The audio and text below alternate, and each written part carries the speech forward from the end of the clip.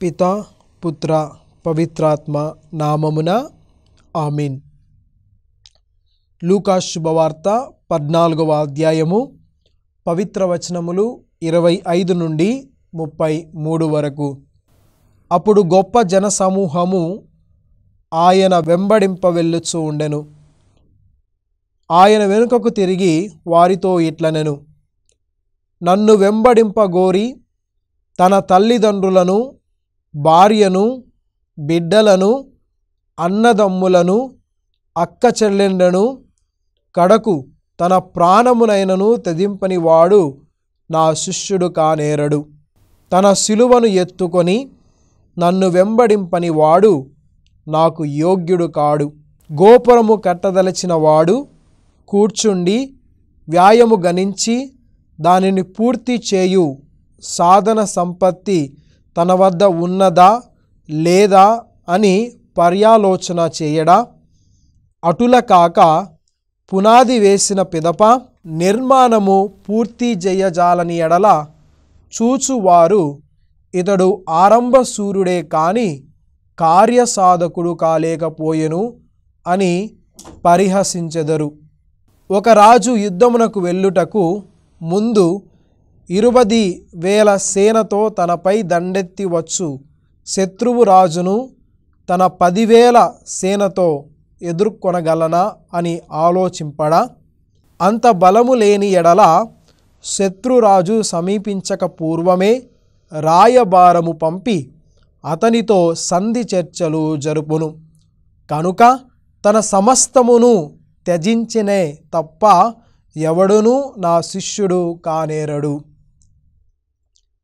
ప్రియ క్రైస్తవ విశ్వాసులారా, చేతులు జోడిద్దాం, కళ్ళు మూసుకుందాం.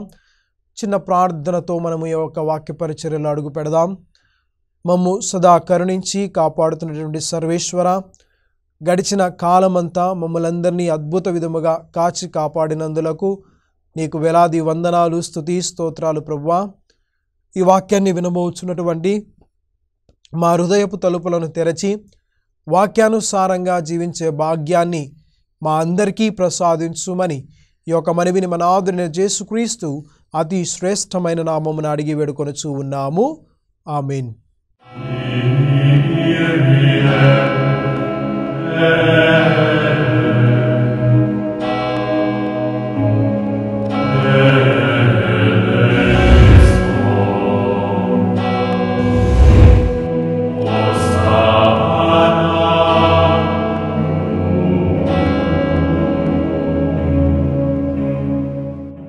ప్రియ క్రైస్తవ విశ్వాసులారా, మనము చదివినటువంటి లూకా శుభవార్త 14వ అధ్యాయము 25 నుండి 33 వచనాలను ఆధారంగా పెట్టుకొని నీవు క్రీస్తు అభిమానివా లేక అనుచరుడివా అనేటువంటి అంశము పైన మనమందరము కలిసి ధ్యానిద్దాము. ప్రియ క్రైస్తవ విశ్వాసులారా, అయితే మనం మొదటగా 25వ వచనాన్ని చదివితే, అప్పుడు గొప్ప జన సమూహము ఆయనను వెంబడింప వెళ్ళొచ్చు ఉండెను. ఆయన వెనుకకు తిరిగి వారితో ఇట్లనెను. ప్రియ క్రైస్తవ విశ్వాసులారా, ఈరోజు ప్రభువు ఈ సువిశేష పఠనము ద్వారా మనమల్లందరినీ కూడా తన శిష్యులుగా ఉండాలని కోరుచూ ఉన్నాడు.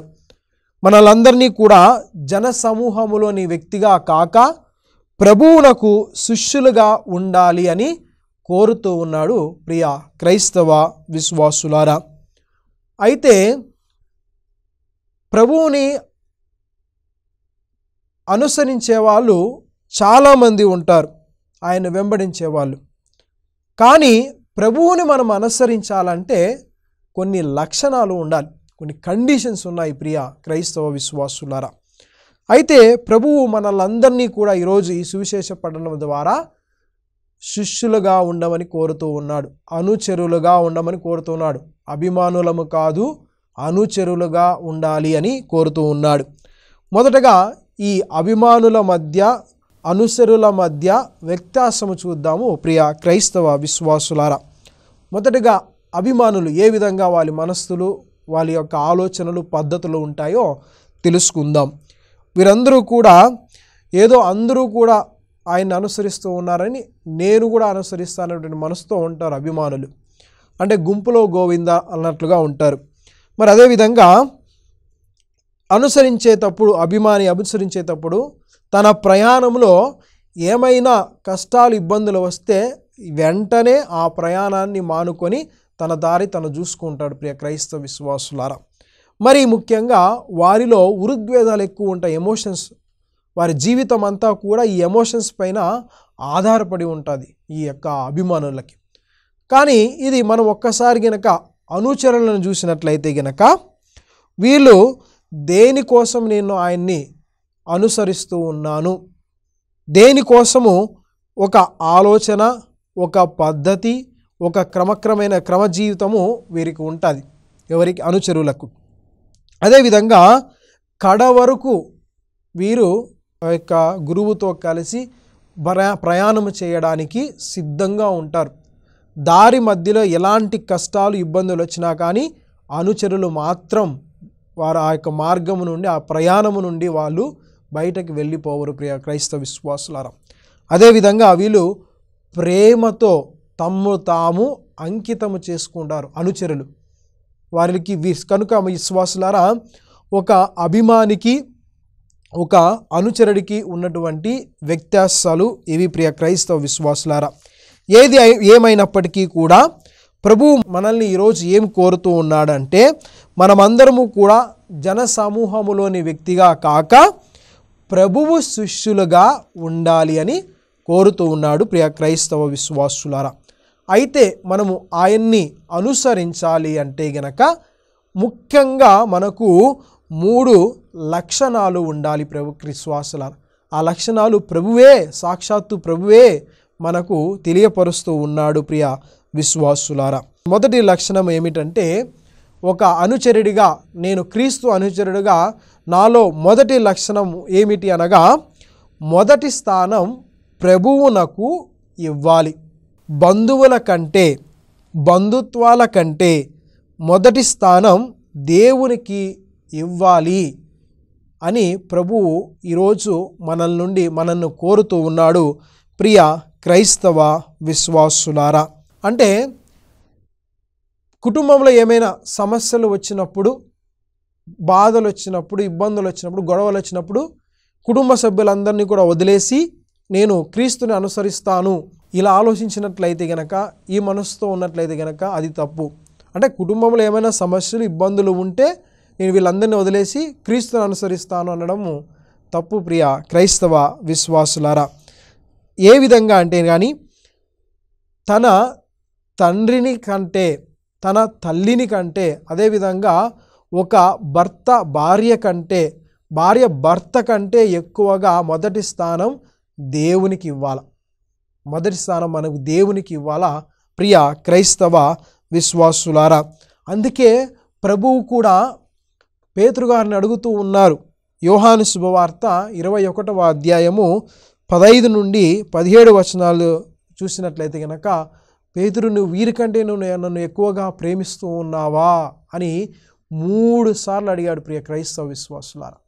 మరి పేతురు గారు కూడా అవును ప్రభువా, నేను ప్రేమిస్తూ ఉన్నాను అని చెప్పి ఉన్నాడు ప్రియ క్రైస్తవ విశ్వాసులారా. మనము మొదటి స్థానాన్ని ప్రభువునకు ఇవ్వాలి. అనగా హృదయపూర్వకముగా మొదట మనము క్రీస్తుని ప్రేమిస్తున్నామా లేదా అని ఒక్కసారి మనం మనల్ని ప్రశ్నించుకోవాలి ప్రియ క్రైస్తవ విశ్వాసులారా. నా భార్య కంటే, నా భర్త కంటే, అదేవిధంగా నా పిల్లల కంటే, నా బంధువుల కంటే, నా స్నేహితుల కంటే నేను మొదటిని దేవుణ్ణి ప్రేమిస్తూ ఉన్నానా, అది కూడా హృదయపూర్వకముగా ప్రేమిస్తూ ఉన్నానా అని మనల్ని ఒకసారి ప్రశ్నించుకోవాలి ప్రియ క్రైస్తవ విశ్వాసులారా. మనము దేవుణ్ణి ఎంత ప్రేమిస్తే, మనం ఎంత క్రీస్తుని ప్రేమిస్తే మనము అంత మంచి వాళ్ళుగా ఉంటాం. అంటే ఇంగ్లీష్లో చెప్తారు ప్రియ క్రైస్తవ విశ్వాసులారా, the more you love Christ the more better you become అని. మనం ఎంతగా ఎక్కువగా క్రీస్తుని ప్రేమిస్తే మనం అంత మంచివారుగా ఉంటాము ప్రియ క్రైస్తవ విశ్వాసులారా. మనము దేవునికి మొదటి స్థానం ఇచ్చి ఆయన్ని హృదయపూర్వకముగా మనము ప్రేమించినట్లయితే గనక నా భర్తను, నా భార్యను, అదేవిధంగా నా పిల్లలను, నా బంధువులను కూడా నేను ప్రేమించే వ్యక్తిగా ఉంటాను. ఆ మొదట ప్రేమ అనున్నది క్రీస్తు నుండి మనకు రావాలి ప్రియ క్రైస్తవ విశ్వాసులారా. అది ఏ విధంగా అంటే వాక్యాన్ని చదవాలి, దేవుని వాక్యాన్ని చదవాలి, ధ్యానించాలి, ఆయనతో మనం వాసము చేయాలి. అప్పుడు ఆయనకు మనం మొదటి స్థానం ఇచ్చే వారిగా ఉంటాం. అదేవిధంగా ఎప్పుడైతే గనక మనము క్రీస్తునకు మొదటి స్థానం ఇస్తామో అప్పుడు మన సమస్యలన్నీ కూడా కనుమరుగైపోతాయి. అందుకే ప్రభు చెప్తున్నాడు, నన్ను అనుసరించువాడు మొట్టమొదటిగా మొదటి స్థానాన్ని నాకు ఇవ్వాలి. అంటే దేవుణ్ణి ప్రేమించాలి మొదటగా, తమ బంధువుల కన్నా, మిత్రుల కన్నా, తల్లిదండ్రుల కన్నా, స్నేహితుల కన్నా అని ప్రభు మనల్ని ఆహ్వానిస్తూ ఉన్నాడు ప్రియ క్రైస్తవ విశ్వాసులారా. ఇది మొదటి లక్షణము.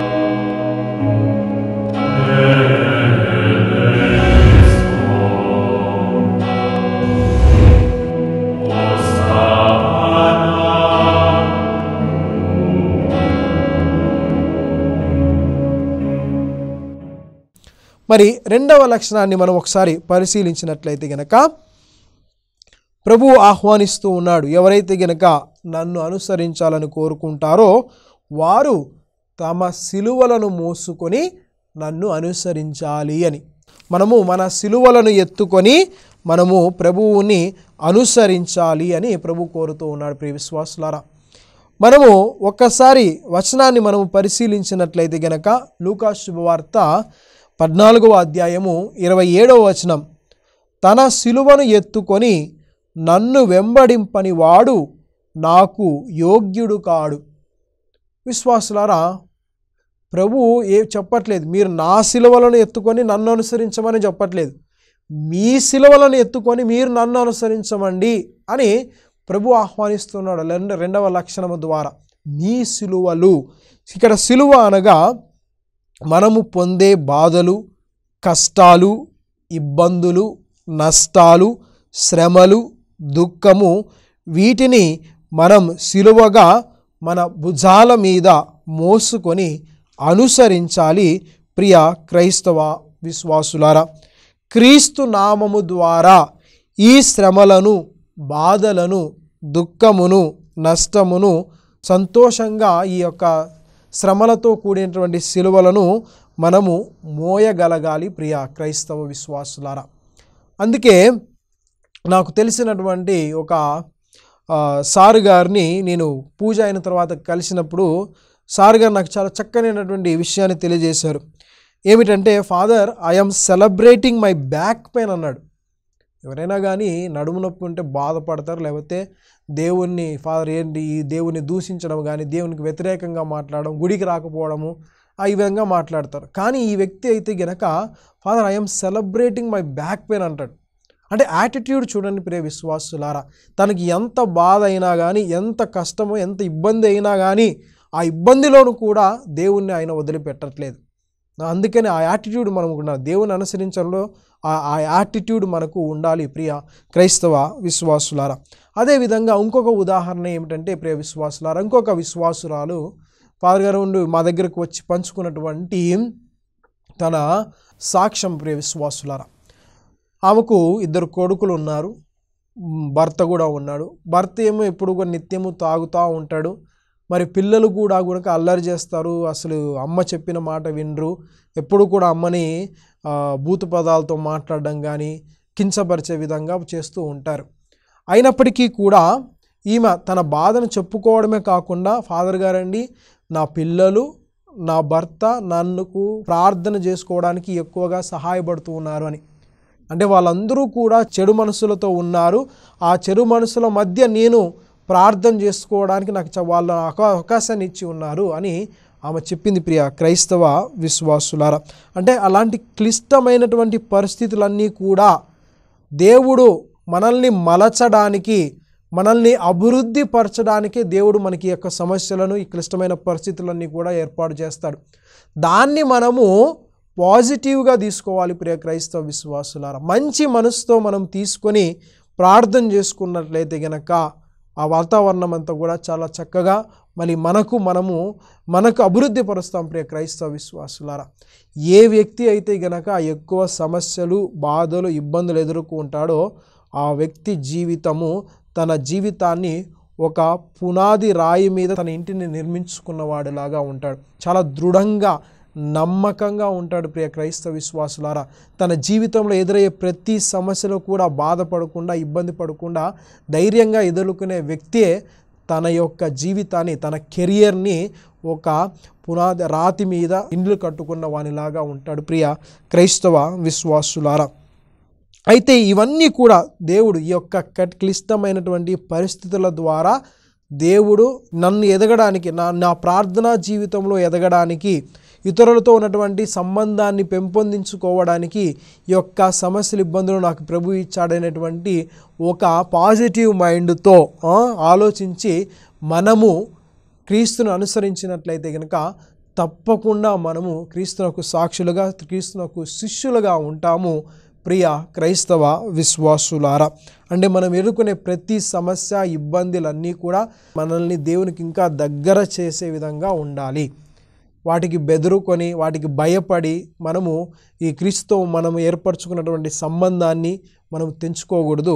ప్రియ క్రైస్తవ విశ్వాసులారా, అందుకనే ప్రభు చెప్తూ ఉన్నాడు, మీ సిలువను మీరు ఎత్తుకొని నన్ను అనుసరించండి, దాని తర్వాత వచ్చేటువంటి పరిస్థితులు చాలా ఆశీర్వాదకరంగా ఉంటాయి, అనుగ్రహాలతో నింపబడతారు అని ప్రభు ఈరోజు ఆహ్వానిస్తూ ఉన్నాడు. మీరు నా శిష్యులుగా ఉండాలి అంటే.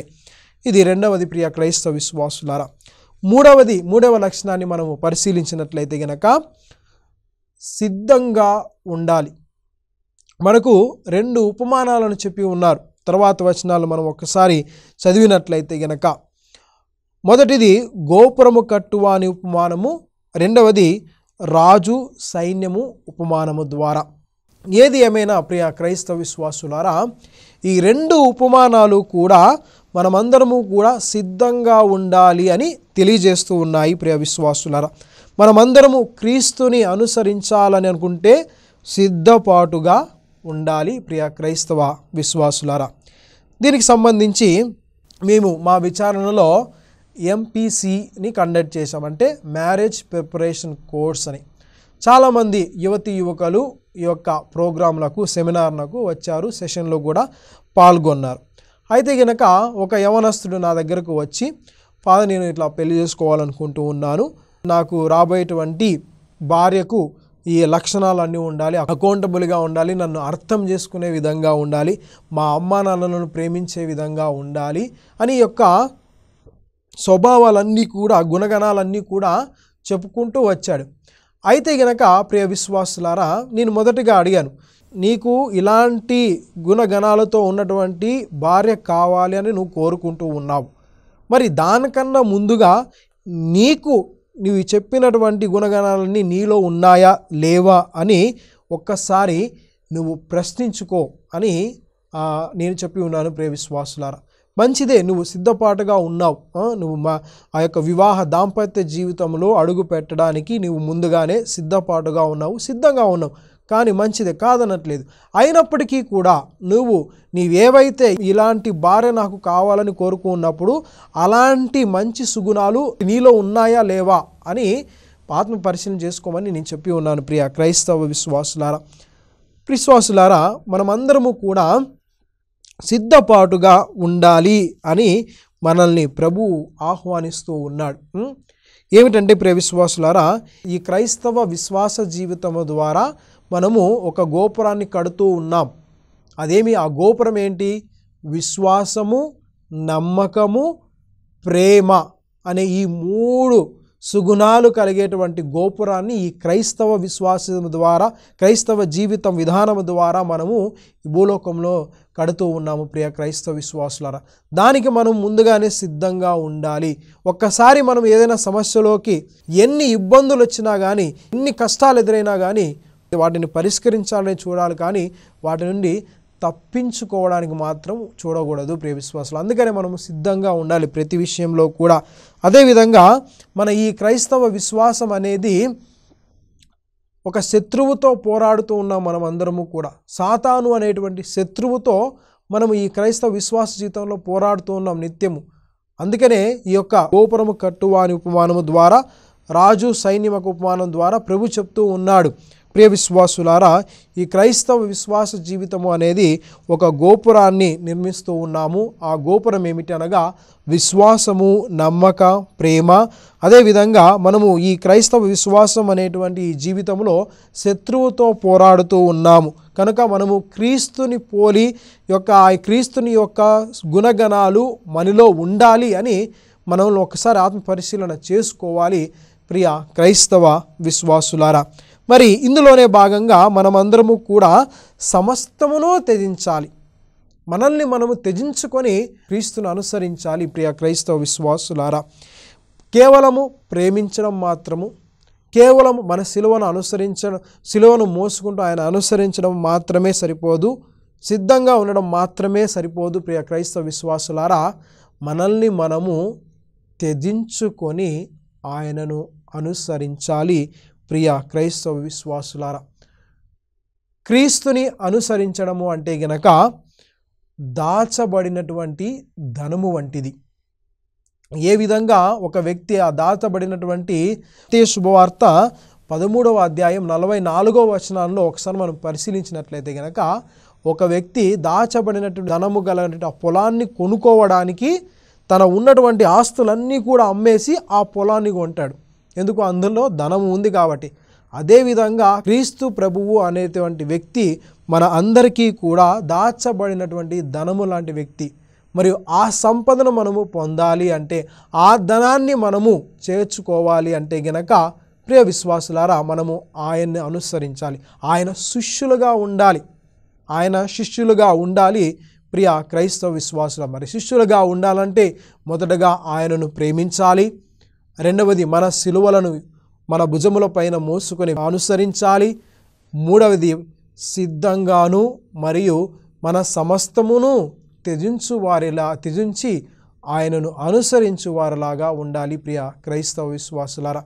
మన ఈ జీవితంలో ఎన్ని కష్టాలు, ఎన్ని ఇబ్బందులు ఎదురైనప్పటికీ కూడా ఆయనకు మన జీవితాలను అంకితము చేయాలి. మనకంటూ ఒక క్లారిటీ ఉండాలి, ఒక పద్ధతి, ఒక క్రమశిక్షణ ఉండాలి మన జీవితంలో. నేను దేనికోసం అనుసరిస్తున్నాను దేవుణ్ణి, ఆయన శిష్యుడిగా ఉండాలంటే నాలో ఈ లక్షణాలన్నీ కూడా ఉన్నాయా లేవా అని ఒక్కసారి మనల్ని మనం పరిశీలించుకోవాలి ప్రియ క్రైస్తవ విశ్వాసులారా. అందుకే మరి నేను అడుగుతున్నాను విశ్వాసులావా, నీవు క్రీస్తునకు అభిమానివా లేక అనుచరుడివా? ప్రభువు అయితే మనల్ని కూడా ఒకటే కోరుతూ ఉన్నాడు, మీరందరూ కూడా నా శిష్యులుగా ఉండాలి అని కోరుతూ ఉన్నాడు ప్రియ క్రైస్తవ విశ్వాసులారా. కనుక విశ్వాసులారా, మనమందరం కూడా ప్రార్థన చేసుకుందాం. మనకు ఈ 3 లక్షణాలు మనలో ఉన్నాయా లేవా? ఒకవేళ లేకపోయినట్లయితే కనుక తప్పకుండా దేవుడు మనకు సహాయపడడానికి, మనకు సహాయ సహకారం అందించడానికి సిద్ధముగా ఉన్నాడు. కానీ నీవు నేను మన వంతు మనల్ని మనము దేవునికి సంపూర్ణంగా సమర్పించుకోవాలి ప్రియ క్రైస్తవ విశ్వాసులారా. అప్పుడే మన జీవితంలో మార్పు కనపడుతుంది ప్రియ విశ్వాసులారా. మరి వీటికై మనం ప్రార్థన చేసుకుందాం. తప్పకుండా దేవుడు మనల్ని కాచి కాపాడుతాడనేటువంటి విశ్వాసముతో, నమ్మకముతో, ప్రేమతో మనము ప్రార్థన చేసుకుందాం. దేవుని దీవెనలను పొందుదాం.